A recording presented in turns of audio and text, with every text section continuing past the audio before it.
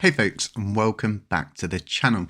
So let's talk a little bit more about these EVMs, the functionality. Let's talk about the main drive behind what this is realistically going to bring for all of the work. And I think the main selling point behind this, aside the sneaky adding of saying it can possibly burn more coins, which is very sneaky in my opinion,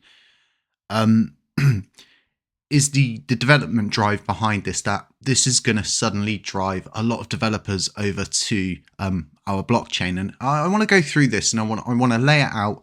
I want to give my opinion a little bit more on this and realistically explain that for all the work you would put into doing this, it's simply not worth it at the time. Yes, possibly in the future, it could be worth it. And I mean way further in the future.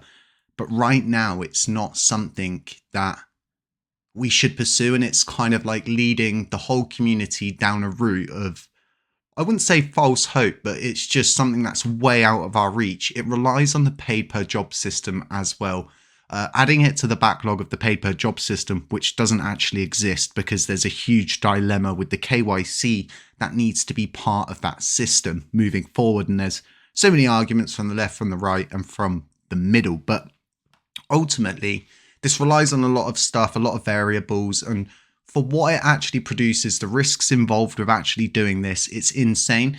To actually even get this system to work, you would just need to nuke the whole blockchain. There's not enough memory on the chain available to add something like this. You would need to go from a Genesis block. And if you're wondering how much of an issue memory's been recently, the average validator needed 32 gigabytes of memory moving forward.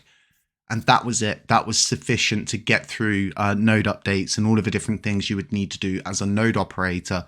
We had an update where, as you all knew, the system crashed. Loads of validators couldn't update. And this was actually due to a memory issue.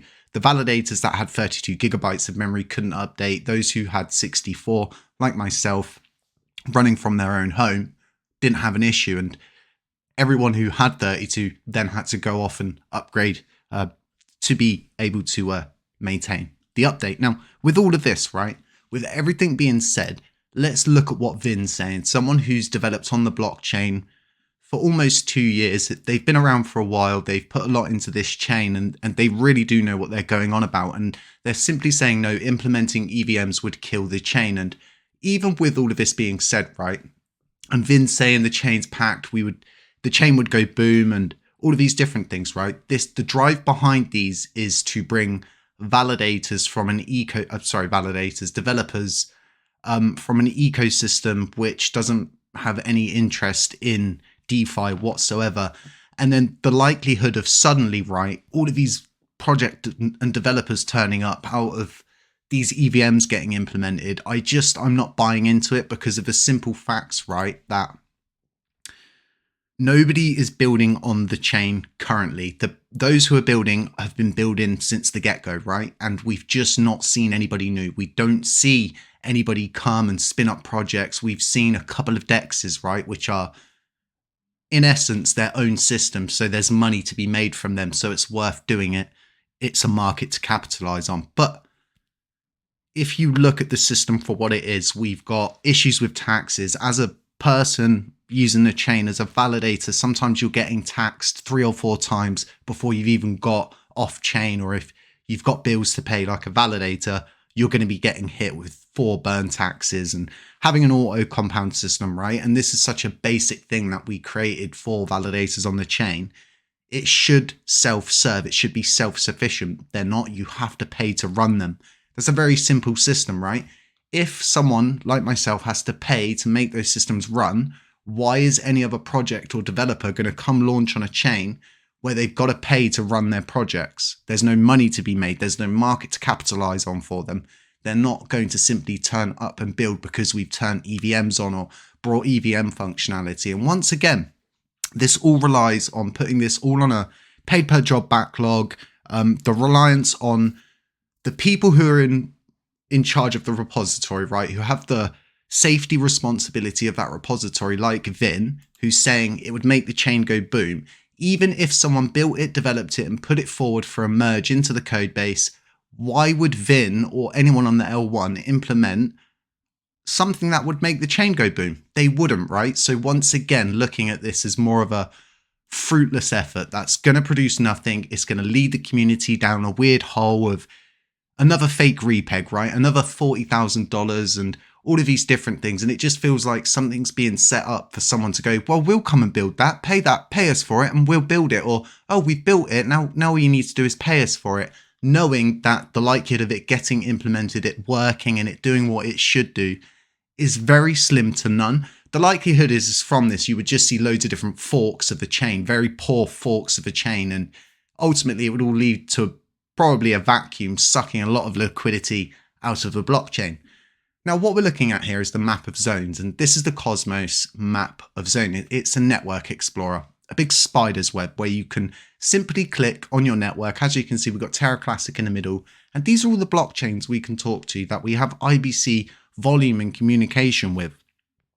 With Alliance coming forward, with all of the things that are being readily made available to us in the Cosmos right now, do we A, pursue something we have no idea about, no way to develop it or get it implemented, or do we follow the route where all of the tools are readily made available for us, the IBC hooks have been corrected and opened, and we can access this whole system of developers that are Cosmos based, that actually understand the system. And we've got such a huge issue, right? We're not a chain that's new. We don't have positions for projects to come and fill in the validating base. In fact, the validating base has been reduced to remove those opportunities for new developers and new projects to come and build on this blockchain. So you can kind of see all of the different dilemmas that I'm actually seeing with this and the way that this is going. And once again, no idea is a bad idea and something belongs somewhere eventually, but I just don't think it belongs here at the moment. And everything that I've said, right, this all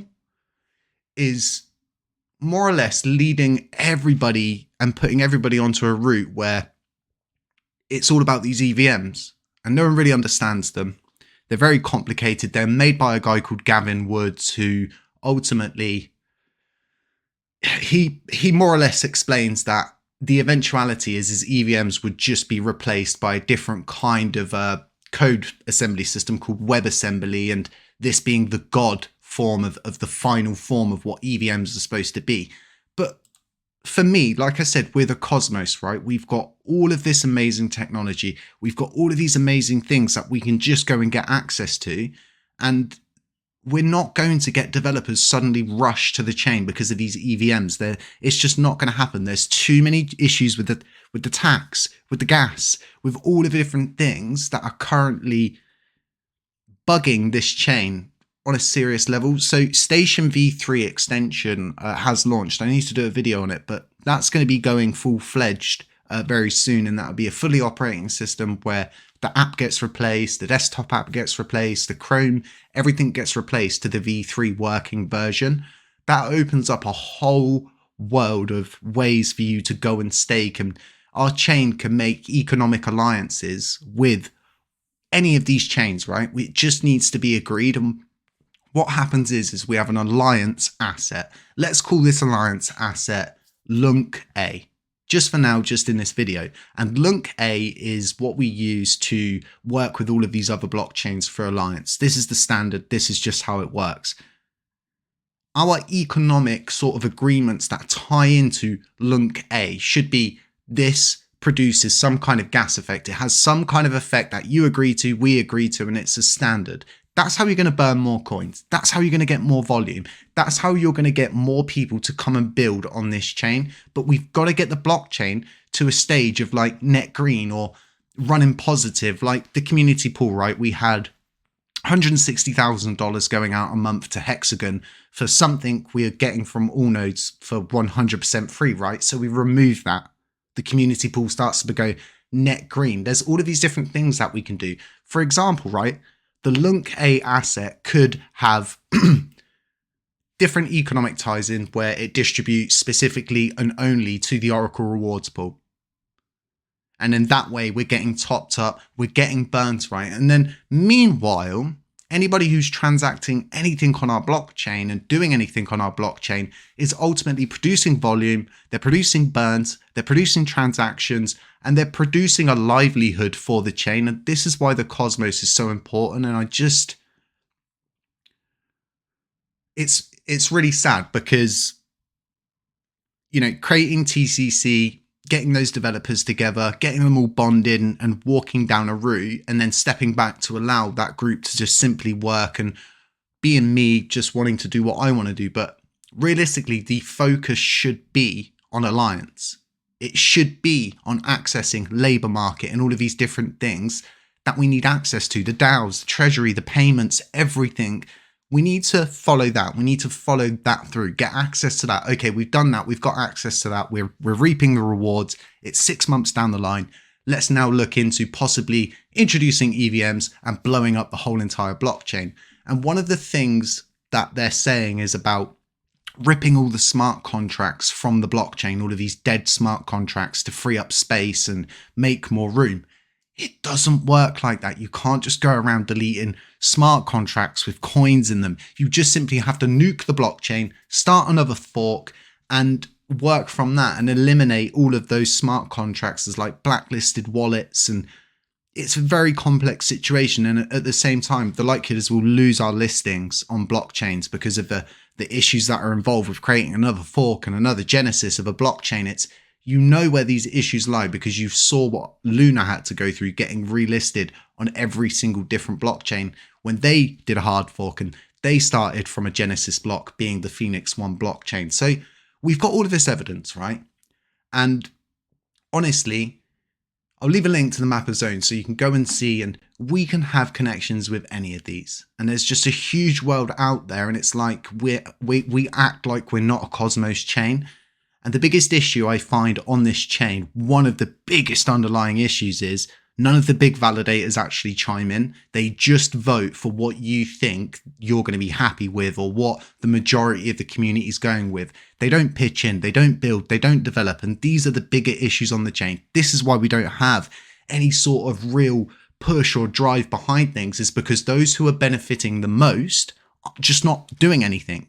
They're not here every day. They're not informing people. They're not updating people. They're not sort of giving their perspective on things. It's just simply a cash cow for them until it finally dies from us going in 1,000 different directions and not really agreeing on anything. But yeah, it's kind of sad from my perspective because it was really obvious where we should go, what we should sort of look into and what we should go on the attack for. And for me, Alliance is the best bet for us for the next 90-ish days before we hit the bull run. As soon as we hit the halving event, from that point onward, we have to be on a course. We have to be on a trajectory of just knowing what we're doing so the mass media can also report on what we're doing and we can get all of the different support. And yeah, there's a lot of different things going on. We've got issues with 0% commission rates. They definitely need to go because the blockchain is just greed driven at this point.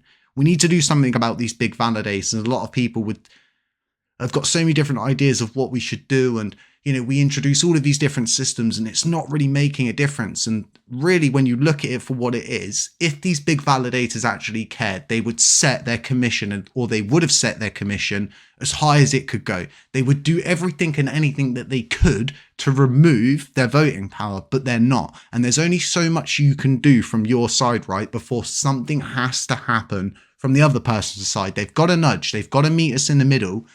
But you've got to ask yourself, is this a cash cow for them or is this something that they care about? Let me know in the comments section. Folks, stay safe, stay humble, stay aware. Like, comment, subscribe where you can. It really does help this channel out.